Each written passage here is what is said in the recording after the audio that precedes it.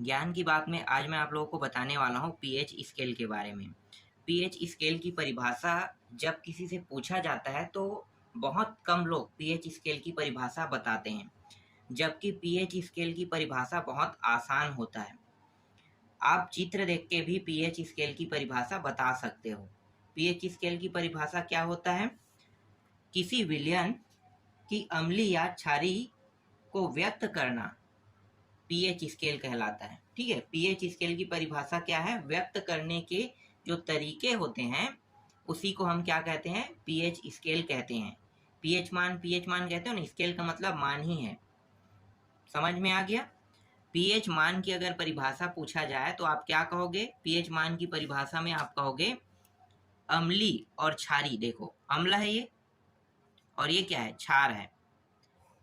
इन दोनों को व्यक्त करने के मापदंड के लिए जो पैमाना या स्केल उपयोग करते हैं उसे क्या कहते हैं? पीएच स्केल कहते हैं। इसका एक और परिभाषा है। दूसरा जो परिभाषा है थोड़ा सा टफ परिभाषा है। अधिकतर स्कूलों में पढ़ाया जाता है इसी परिभाषा को, जबकि दोनों परिभाषा आप यूज कर सकते हो। दूसरा परिभाषा जो है उसको मैं बता देता हूँ। हाइड्रोजन आयन होता है ना, देखो यहाँ पे ये है हाइड्रोजन आयन। ठीक है, हाइड्रोजन आयन मतलब यहाँ पे प्लस लगा हुआ है। तो हाइड्रोजन आयन जो होते हैं उनकी जब सांद्रता ऋणात्मक में निकाली जाती है, जिसे हम कहते हैं लघु गुणक, तो लघु गुणक में निकाला जाता है तो वो कहलाता है पीएच मान कहलाता है। मैं आपको एग्जाम्पल के थ्रू बताना चाहूंगा। देखो H लगा है, हाइड्रोजन आयन है। अब इसको मैं क्या करूंगा? ऋणात्मक में निकालूंगा। मतलब ऋणात्मक में करने के लिए इसके 10 के ऊपर में घात लग जाता है।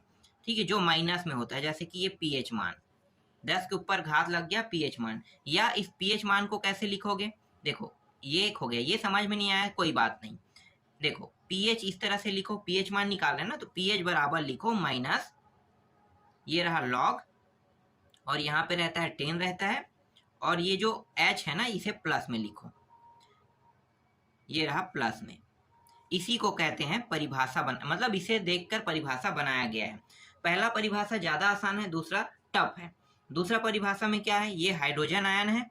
देखो यहां से देखना है, हाइड्रोजन आयनों के सांद्रण का ऋणात्मक लघु गुणक। देखो ये लघु गुणक है, लॉग लगा है ना, मतलब लघु गुणक इसी को बोलते हैं। हिंदी नाम में इसे लघु गुणक।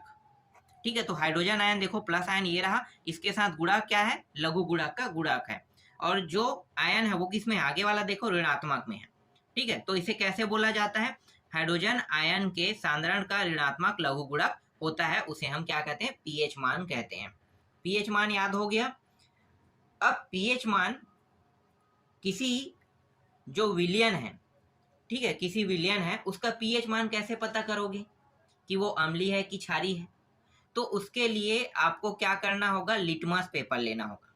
लिटमस पेपर, 2 लिटमस पेपर आता है। एक लिटमस पेपर रहता है नीले रंग का और एक लिटमस पेपर रहता है लाल रंग का। लाल रंग का 2 लिटमस पेपर, एक नीले और एक लाल। नीले रंग के जब लिटमस पेपर का आप उपयोग करोगे, ये अम्लीय को दर्शाएगा और ये क्षारीय को दर्शाएगा। नीले रंग के जब आप लिटमस पेपर का उपयोग करोगे तो नीले रंग के लिटमस पेपर अम्लीय चीजों, जो खट्टा रहता है ना स्वाद में, उसके लिए आपको करना है। खट्टा वाला चीज क्या क्या है? नींबू है, संतरा है। तो इन चीजों का आप लिटमस पेपर के माध्यम से उसका मान निकाल सकते हैं। ठीक है, पीएच मान निकाल सकते हैं। तो मैं आपको बताना चाहूंगा या कहना चाहूंगा कि आपके स्कूल में, ठीक है, आपको लिटमस पेपर मिल जाएगा, तो आप दोनों लिटमस पेपर अपने जो सर है, टीचर है, उससे ले लेना।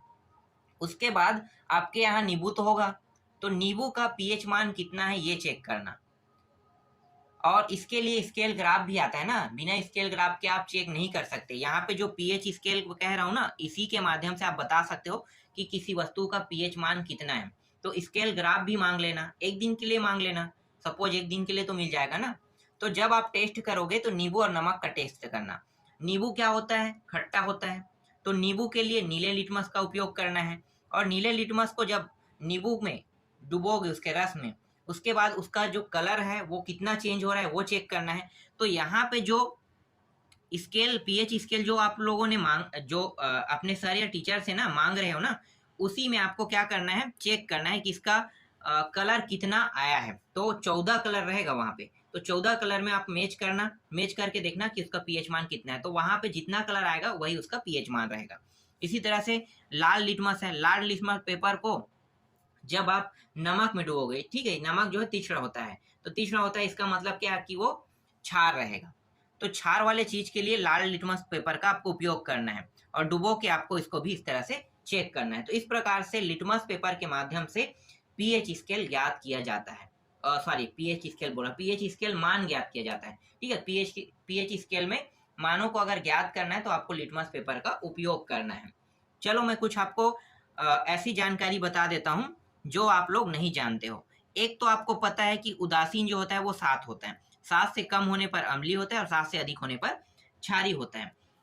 क्या आप सभी को पता है कि जो हमारा दांत है ना वो 6 होता है। 6 का मतलब क्या है, कड़ाने लगता है, पता है ना, कड़ाने लगता है। तो कब कड़ाने लगता है वो, जब पीएच मान 5.5 से कम होता है। कितने से, 5.5 से कम, ठीक है। और ये जो 5.5 जो है ये लार का पीएच मान है। लार का जो पीएच मान है 5.5 से कम होने लगता है तो आपकी जो दांत है ना वो क्या होने लगेगा, कड़ाने लगेगा। 6 का मतलब होता है कड़ाना। समझ में आ गया। चलो और कुछ मैं महत्वपूर्ण यहाँ पे बता देता हूँ।